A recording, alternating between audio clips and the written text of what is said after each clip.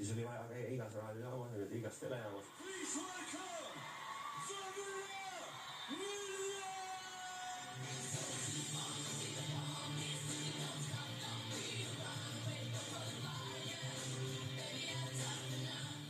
Eesti inimesed nägid ka telekast seda, kuidas Viiva nende lugu näitas ja nii edasi.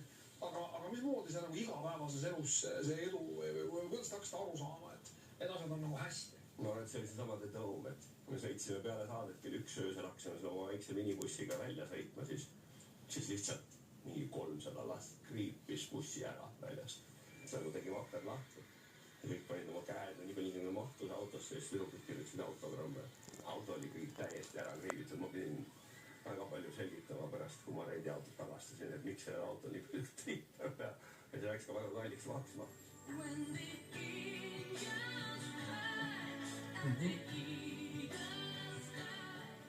Olete ühel hetkel sai see läbi. Miks on seda Beatlesite momenti nii jube keeruline hoida? Eks kõige tähtsam on see, et head lugu on vaja uuesti. Ja uut muusikat tuleb peale. Et nüüd on küsimus, et miks ta peab siis sinuga jääma. Et sa pakud midagi, mida keegi teine ei paku. Sa suudad hoida seda oma asja üleval. Ja kui sa seda ei hoia, siis see kohe langeb. Ega see lihtne töö ei ole sellepärast, et konkurents on meeletu ja mul on endal selline